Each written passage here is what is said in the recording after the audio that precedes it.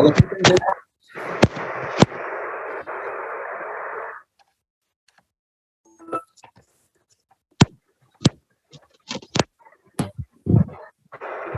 I audible properly? No, sir. Okay, great. All right. So let me. Um, I think if we have a brief recap of what we did in previous class, we talked about a very important activity which we are going to engage ourselves in when we are in business, when we are in our jobs. That is meetings, and meetings is what keeps us busy. And in that sense, we covered what is the structure of a meeting and why are meetings necessary, what are the advantages, and then we also discussed about a very important aspect of preparation for the meeting, which is agenda. And setting up an agenda of the meeting is very, very critical for any meeting. And then we talked about that how we note down the minutes. These are two important documents actually, which are required for all the meetings, whether it is informal or formal meetings. There will be some form of agenda, there will be some form of minutes of the follow-up for that. So we covered these things yesterday. They were, and so let us now today start by understanding the final aspect, which is when you are called upon to conduct a meeting, then what are the steps you should take and what should you do when you are conducting a meeting. So believe me, and please note this, that no matter what kind of job you do in your life, so you will be called upon to organize meetings, and you will have to prepare agenda, and you will have to prepare minutes many a times. Okay, so this is a very, very critical activity for all of us. Let me just share my screen, and there is one interesting video which I wanted to show you, that how today nowadays.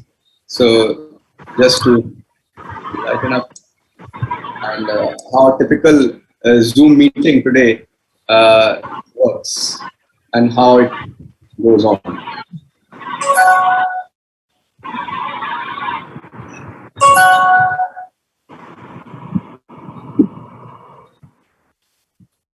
Hey, Paul. Thanks for being here on time. Paul? Hey, Paul, can you hear me? I can't hear you. I can hear you. Can you hear me? Yes. Hey, Tyler. Sorry I'm late. I'm having a hard time connecting. 1 second. Paul's having a sound issue. I can't hear you. Try adjusting your output setting. Can you hear me? It's the gear icon. Tyler, are you on hotel Wi-Fi? Yeah, what? Never mind. I got it. I just had to change a few settings. Great. Get started then. Great. I think your mic is your speakers. My mic? Do you have headphones? Oh, yeah, put them on. No, I want you to smell them. No, I want you to. Sounds like someone just joined. Hey guys, it's John. Have I missed anything yet? No, it would have been nice for you to join the rest of us, but we'll see you when you get home. Tyler, do you have that financial report? Well, it's been the last few weeks updating our books, and got some great news for you. From this point last year, we had a great Q1. Am I frozen?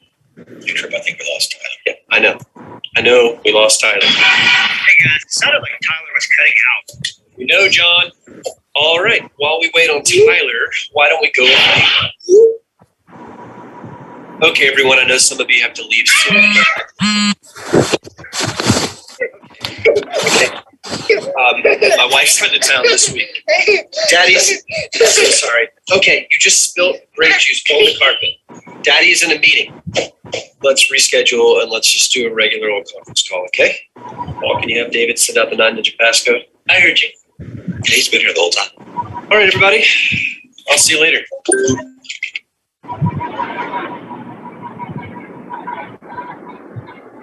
That's a typical example of how nowadays meetings are organized, and what are some of the Trip things? Crosby has joined the meeting.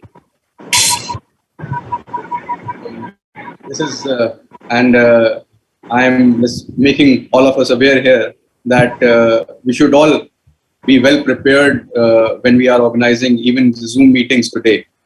And that's what happens, that there is disturbance, there is technical errors, and in that case, if we are not well prepared, then you all can understand that how much waste of a time it can be. So with this, let me just share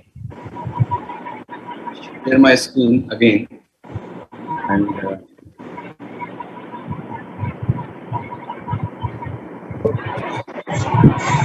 some very basic things which we need to do when we are conducting a meeting. And in fact, I would like all of you to just clear and note these points very clearly, and think about it. That how do you start a meeting? Now, every great meeting you can start only with having the most clear objective. So if you don't set a clear objective. If, say, for example, you are conducting a meeting and you don't set a clear objective that what the next 30 minutes or 40 minutes will be about, then the chances are that people may lose interest, and the people may not be able to contribute the way you want them to. So setting up a clear objective is the first stage of conducting a good meeting. Okay, so be very clear that what is the objective of the meeting, and what is the intended outcome of the meeting, that what you want to achieve in this half an hour or 1 hour or so. So the better you do it, the best. And that's again, you have already sent an agenda. After that, when people arrive at the meeting, I'm talking about that setting a clear objective at that stage is very, very critical. And now what effect it has, that it can glue everyone together to that particular objective. All right. So the first is that setting up of a clear objective. The second is consider your attendees. Consider your attendees. Maybe understand that, okay, who is present, who is not present, who was supposed to be present, and who will be contributing in which dimension, which domain of the discussion. Okay, so you have to be, as a person who is conducting a meeting, you have to make a plan for yourself, that how will you engage all the participants and all the attendees in the meeting, and how will you bring forth what is required from each one of them. So that is very, very critical. Now you set your agenda and you bring in the participants in between. Say, for example, I ask Zed, why don't you throw light on this aspect?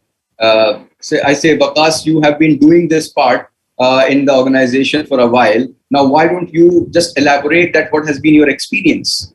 Okay.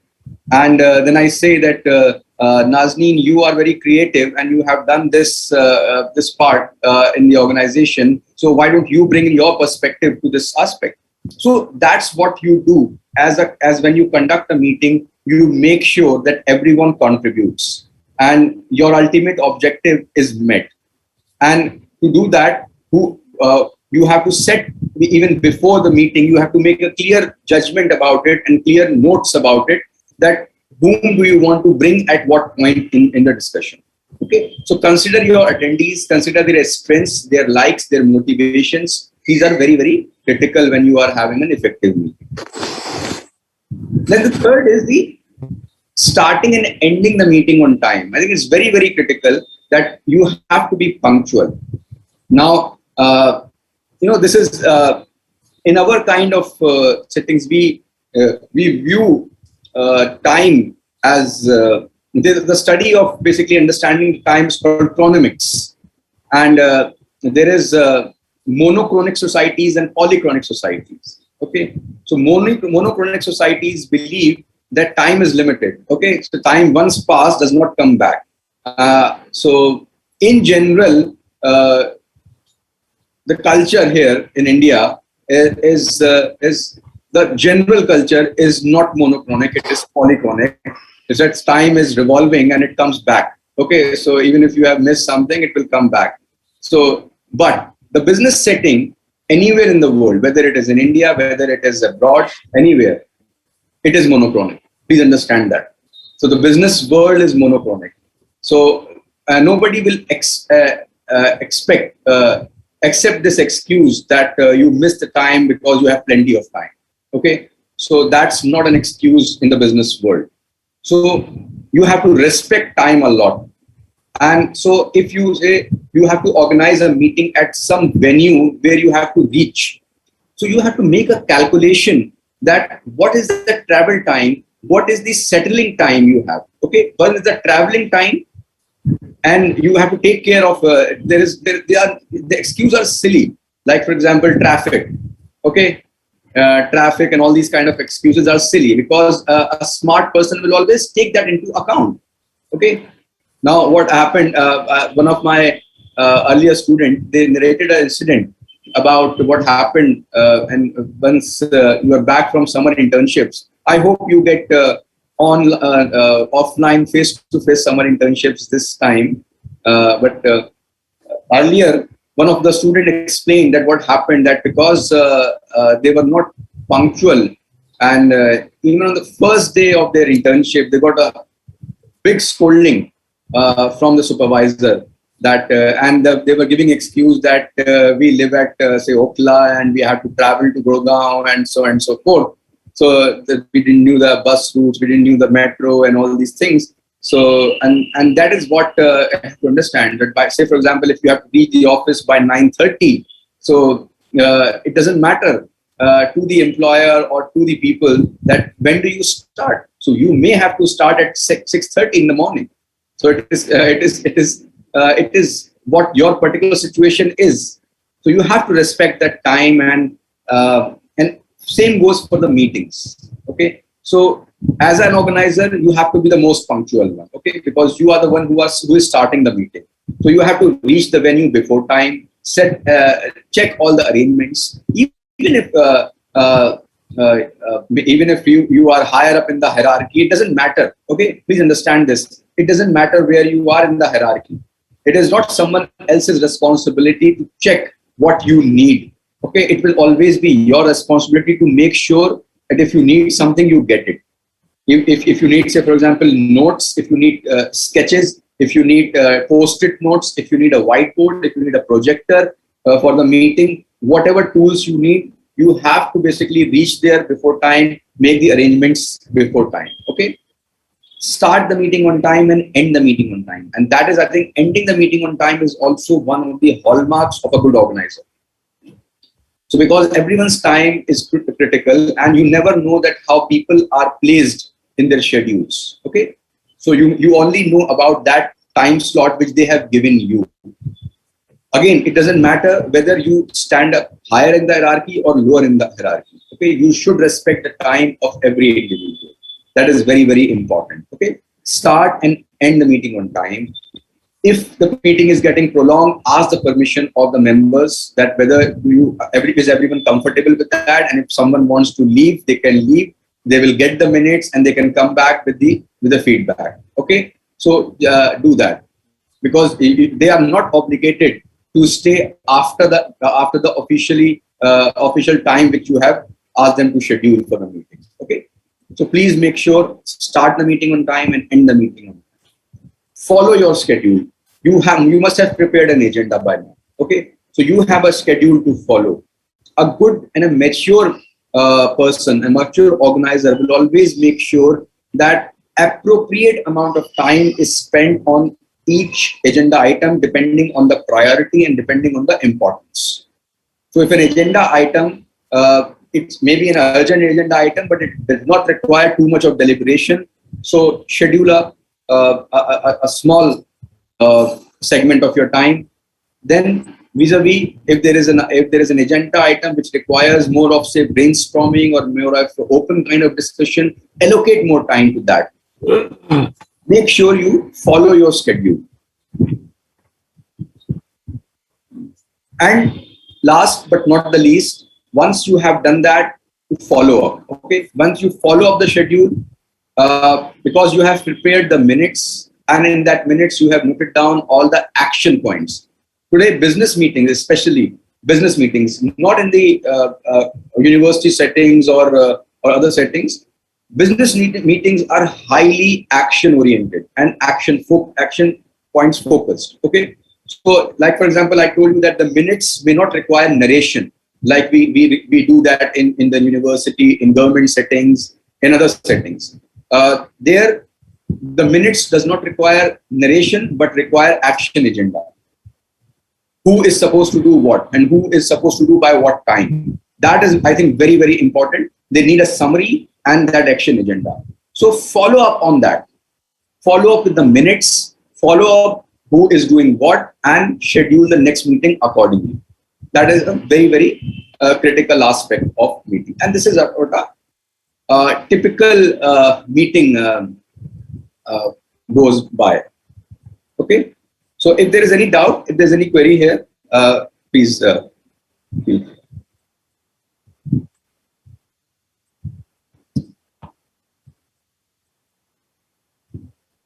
So now I want to basically show you a small video here of one of the top business leaders in the world today, right now, and the way he conducts the meeting, okay, and the way he has organized meetings in his career. And he has changed the corporate culture altogether. And this was reported in Fortune magazine, that how he conducts a meeting. He has banned PowerPoints from his organization.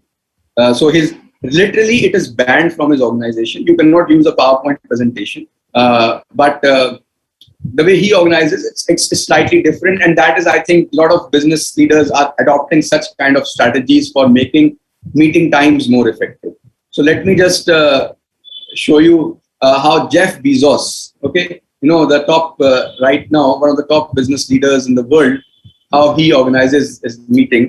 So I'll share a small video about how Jeff Bezos does it.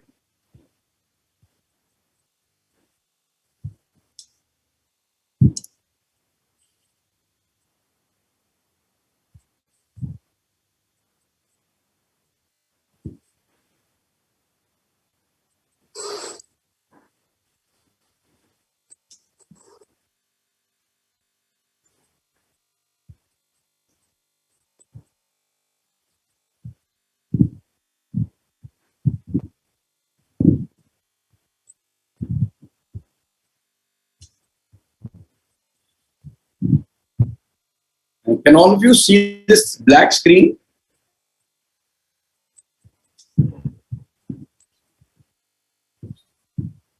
Can all of you see this? Yes. But it is not playing. Yeah, it will play. This article in Time, Fortune magazine, I'm looking for it here, but it describes staff meetings in which there is often a 30-minute silence. Yes, we have study hall at the beginning of our meetings. Explain that. Well, the traditional corporate meeting is somebody gets up in front of the room and presents this PowerPoint presentation or some kind of slideshow. And in our view, that is a very very little information. That way you get bullet points, kind of easy for the presenter, but difficult for the audience.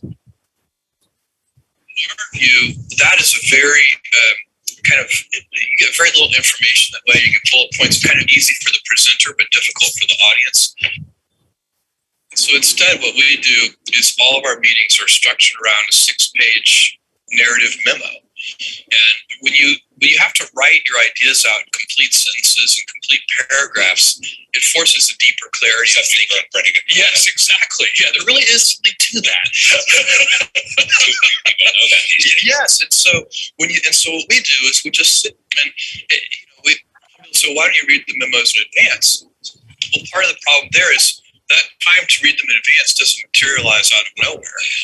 And so this way, everybody has the time because we're all sitting around the table reading simultaneously.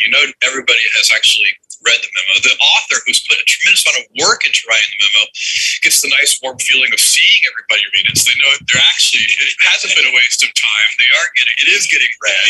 It is actually being read. And there's another nice thing about this approach too. If you have a kind of a traditional PowerPoint presentation, sometimes executives are very good at interrupting. And so the person will get halfway into their presentation and then some executive will interrupt the conversation. And that question that the executive asked probably was going to be answered 5 slides in. And so if you read the whole 6-page memo, it often happens to me, I get to page 2 and I have a question that I jotted in the margin. And by the time I get to page 4, the question has been answered. So I can just cross it off and it saves a lot of time. It saves a lot of time. It saves a lot of time. It saves a lot of time. It saves a lot of time. It saves a lot of time. It saves a lot of time. So if you look at this, what exactly Jeff Bezos is trying to accomplish here, is trying to accomplish through this approach. Now, all of you could get what the approach is of Jeff Bezos and Amazon, how they organize a meeting. Can anyone just summarize it for us?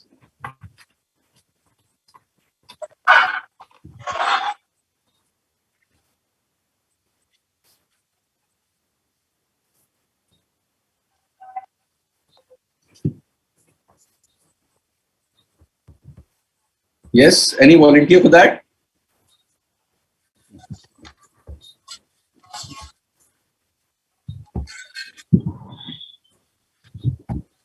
So basically, there are 2 elements. One, a big no-no to PowerPoint, and instead a 6-page report on the issues.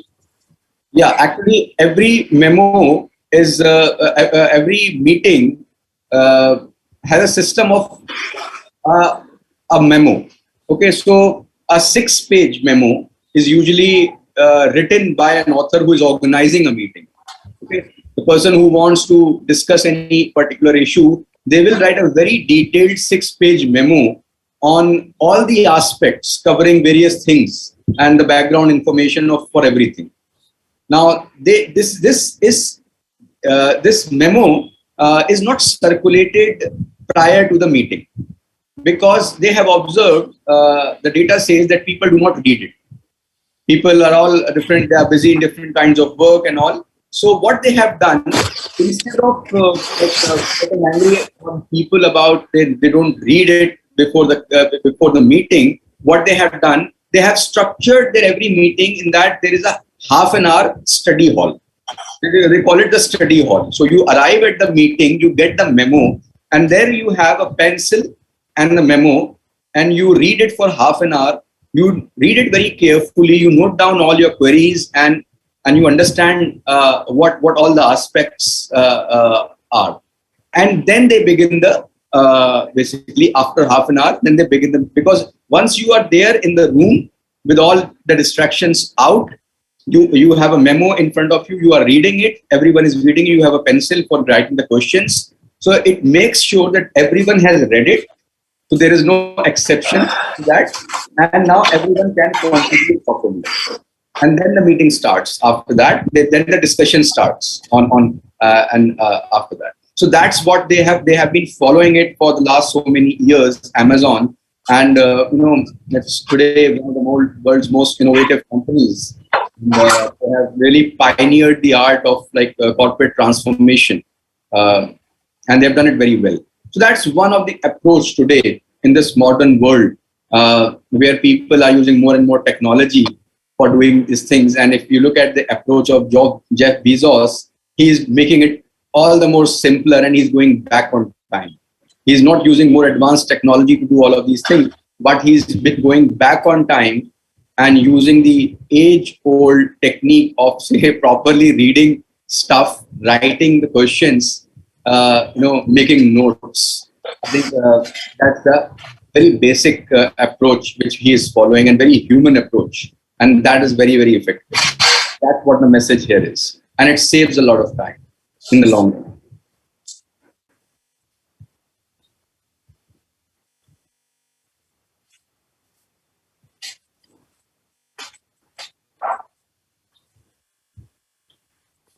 All right. So, are there any questions related to any aspect of the meeting now?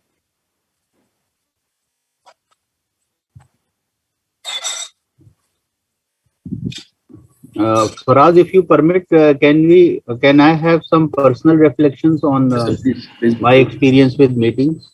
Yes, sir. Please. One thing which I really wish to uh, communicate to all the students is my own encounter with meetings and how it has helped me shape my approach. I think the year 2001 to 2009 is very crucial for me because that was the period when I was holding the responsibility of Director Coaching and Guidance Center. And now it has been renamed as RCA, Residential Coaching Academy. At that point of time, it was called Coaching and Guidance Center. And it used to have a very high profile advisory committee, which was chaired by the Vice Chancellor, and it had members, very senior experienced members from outside as also from inside the university. And I think I have picked up good written English by then, but I've really learned to, use language effectively when I was called upon to record the minutes of the meeting and prepare for the meeting, which just now you said you saw that 6-page report. In fact, yesterday also I made that intervention that sometimes sharing agenda is not good enough,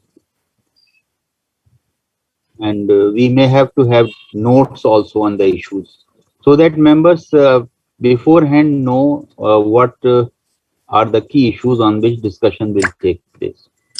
So preparing that agenda and notes, and then afterwards, after the deliberations are over, recording the minutes of the meeting. And yesterday, Dr. Faraz was making this point that sometimes it is the discussion goes in all directions, especially when you are not the chairman of the meeting, the vice chancellor is chairing the meeting, and he may allow some member for one reason or the other to speak more than, let us say, what is his or her due. So, but you have to, as a convener of the meeting, your job is to ensure that you sift out what were the key points of discussion and what were the key decisions that were taken. So those 8 meetings which I conducted, the meetings of the advisory committee, they were great learning experience for me, especially in terms of preparing the meeting and also in terms of recording the minutes of the meeting. So it is my personal request that sooner you get this opportunity in professional career, better it would be for us. Better it would be for your own professional growth. So make sure that sometimes, in a meeting, what happens is uh, sometimes you may be formally asked. Like, for example, when I used to conduct my board of studies meetings in the department or faculties meeting in the faculty, I will request one of my younger colleagues.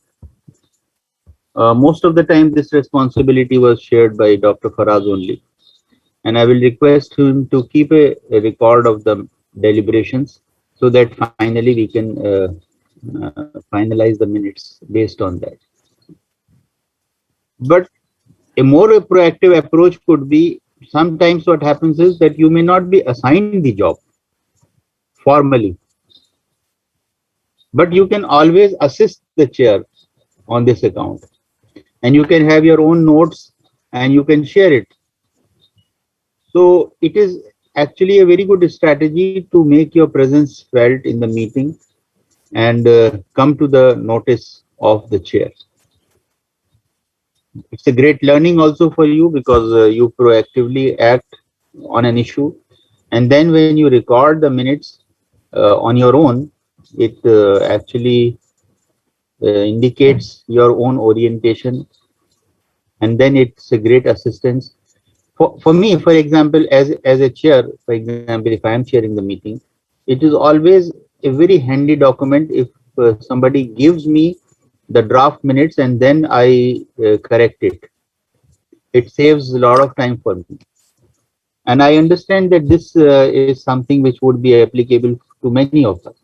Many times, the officials, the bosses, they do not have the luxury of having a formally designated person to record the minutes. In the university, also only a few functionaries have that privilege. For example, Vice Chancellor may ask somebody from his office to record the minutes of the meeting. But sometimes what happens is that the key minutes, the key meetings, for example, the most important meeting for the universities are the meetings of the Executive Council. And generally members are very particular on this account that no outsider should be the party to the discussion that is happening. So it's considered to be a privileged discussion. So sometimes, in fact, most of the times it becomes the responsibility of one of the member to record the minutes. So if you get that opportunity, my request to you would be grab that opportunity. Informally or formally, but do grab that opportunity and trust me on this that it will be a great learning experience for you. And so this is something which I wish to say. The second thing which I wish to say, how meetings, the nature of the meeting have changed. And I was not aware of this Jeff Bezos approach. But I have seen this transition from a more, notes kind of approach. For example, I was a member of the Zonal Advisory Board of Life Insurance Corporation. And this was in late 90s. And I used to get detailed agenda and notes from the office a week prior to the meeting. So my job was to go through the agenda and the notes and then come to the meeting. Most of the time it would happen when I'm traveling. For example, most of the time these meetings were conducted either in Kanpur or in Lucknow. So during the travel, I would go through that and read that. But then came this era of PowerPoint presentations. And personally, I'm not against PowerPoint, but it has to be used appropriately and selectively. And its use in the meetings has really drew life out of the meetings. Because the one who is making a PowerPoint presentation, he is the most active person, and rest of them, they are just passive recipients of the content. So I like this idea which today we have shared, the Jeff Bezos idea of having a 6-page notes on the meeting and a proper earmark time for reading those notes, so that members before when they start the discussion, they have fully grasped the issues on which the deliberation is going to take place. So whenever you are in a position to influence the course of the events in this manner, that would be a great learning. That would be a great thing for the meeting. Otherwise, we say about meetings that in meetings we keep minutes and we waste hours. So this is the unfortunate reality of the meeting. Especially in the university setup, I have seen how time is lost in the wasteful meetings. Dr. Faraz was saying that there has to be an ending time also of the meeting. Is the most ideal thing. But unfortunately, we don't have this culture in our own university. You can have the start time, but you don't have the ending time. And sometimes some meetings would run, late into night, especially the meeting of the academic councils, where there are 110 plus members, and every member wants to make the presence felt, and that was a big pain in the neck when I used to attend those meetings. And there are political considerations also in this, like for example, if the in the academic council of the university, the students union president is also a member of the academic council. So many a times it becomes a platform to showcase your political skills in such meetings.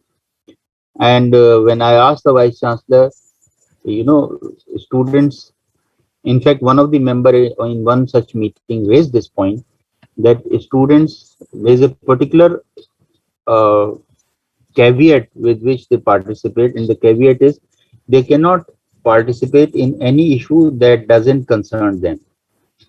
Like, for example, suppose the university is discussing promotion policy of the teachers. So this is an issue which is not directly linked to the students. So later on, when I asked the vice chancellor, uh, why do you allow such discussion? So he simply said कि भाई इससे थोड़ा सा इनकी भिड़ास निकल जाती है, इनको एक फोरम मिल जाता है अपनी बात. So when meetings are used for such political purposes, then naturally the spirit of the meetings is lost. But as Dr. Faraz was saying, that the business or corporate culture is very different. There the focus is more on decisions and more on who will assume which responsibilities. If you see the minutes of the university's meetings, hardly the action point is highlighted. Only when Professor Javed Akhtar was the registrar of the meeting, uh, I have seen the minutes of those meetings. There always it was specified in the bracket action by, for example, DSW has to initiate the action on this. So action DSW. So it was specified who is responsible for initiating the action on this agenda item, on this point.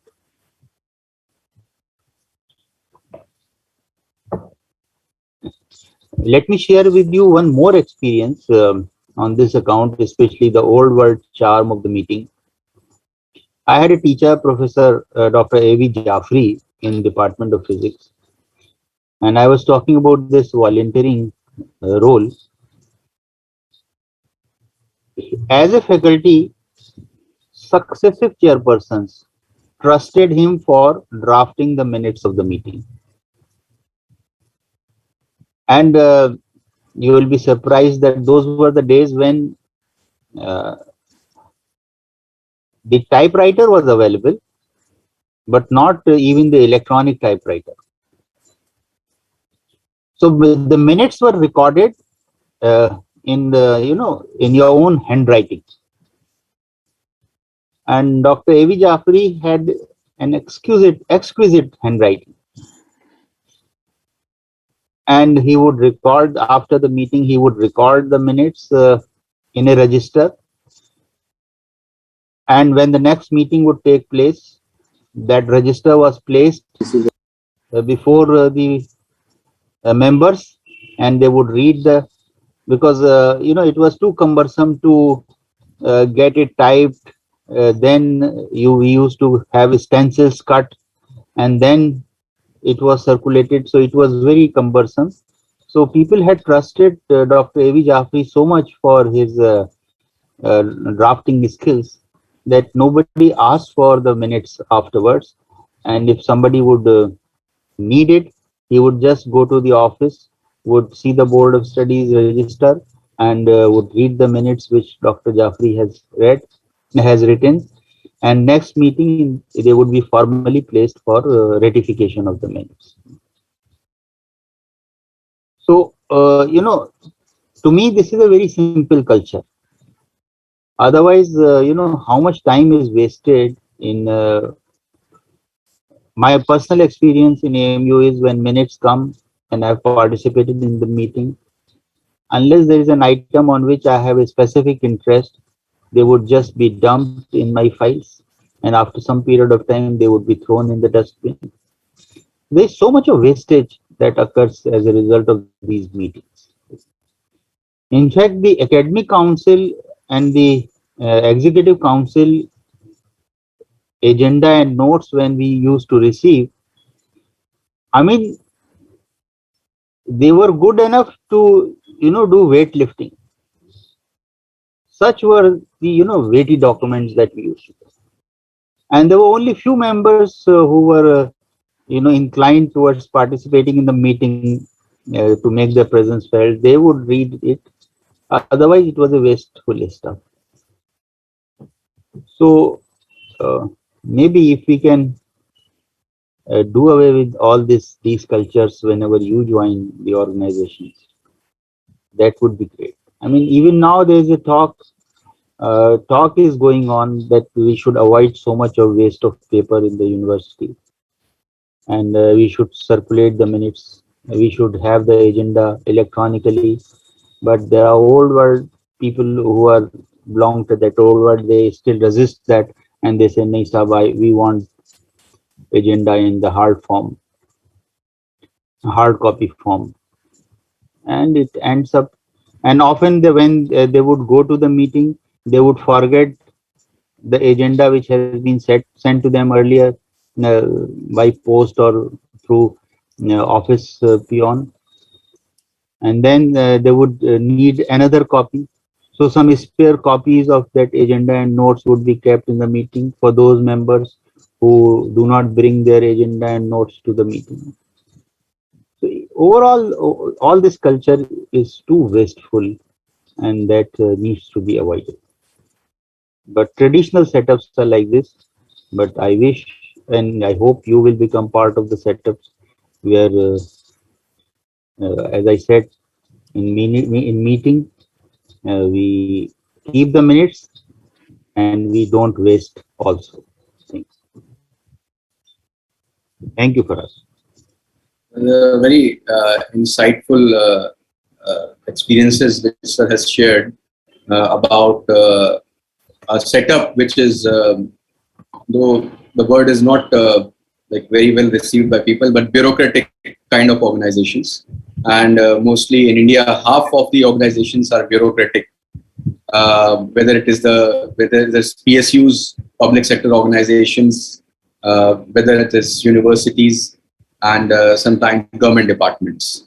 So, and this is a very large sector of our economy also. So I think the insights about that also, because some of you might end up working at some PSUs or a university, and you may end up working in a government department. So it is important to understand that how the things work there. In fact, when sir was making the points about notes, I remember even not from an example, not from the bureaucratic world, but from the very, very, I would say, corporate and a startup world. You can say, I read a quote by Elon Musk, basically. And in this quote, he was explaining that if you have to make a judgment about how, when you assess an employee, how good an employee is.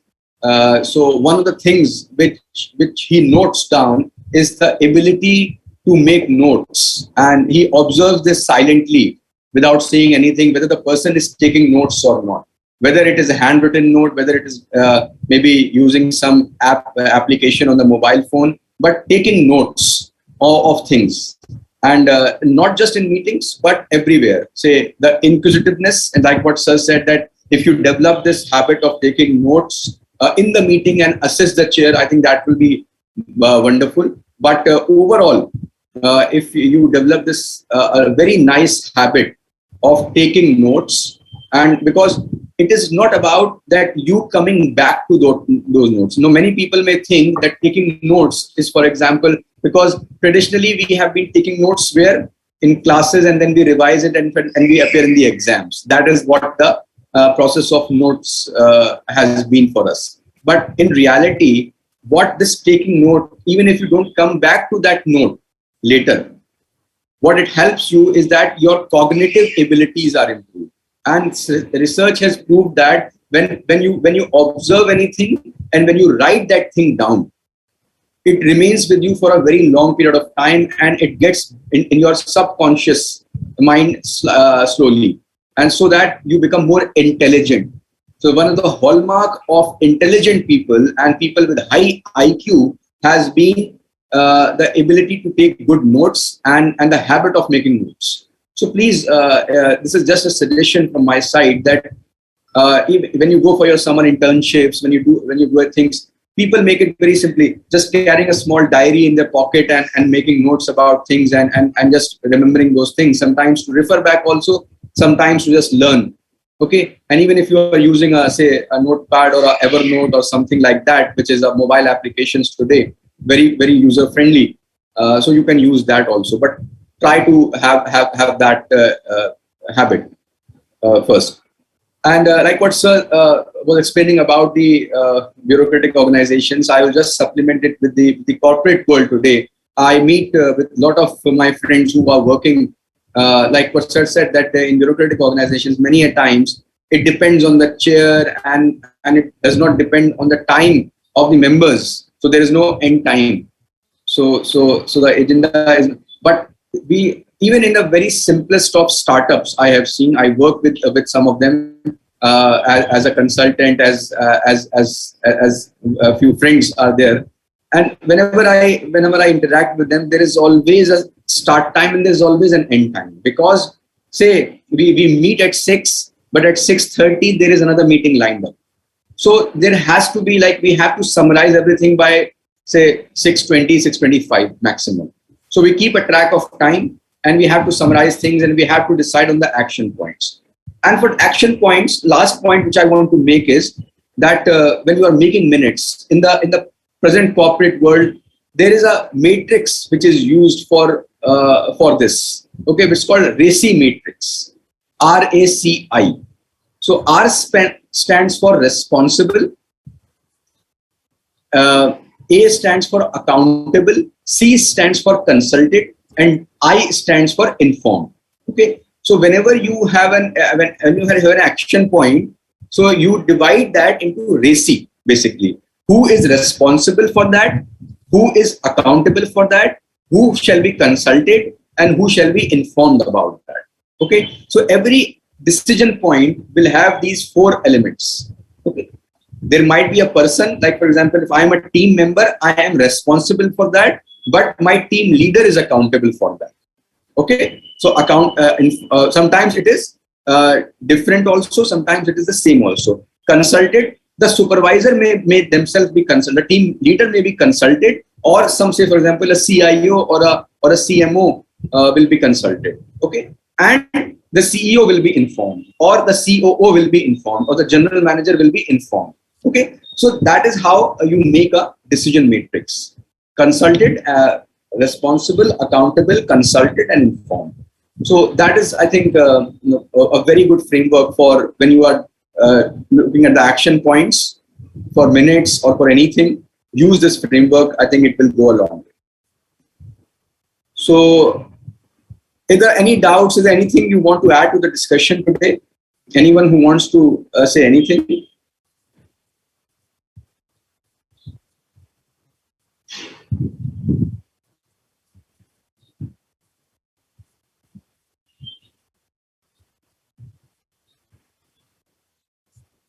All right, so then let us call it a day. I think we have come to the end of the time. Yes, so time is over.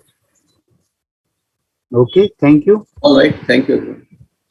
Thank you, sir. Thank you, sir.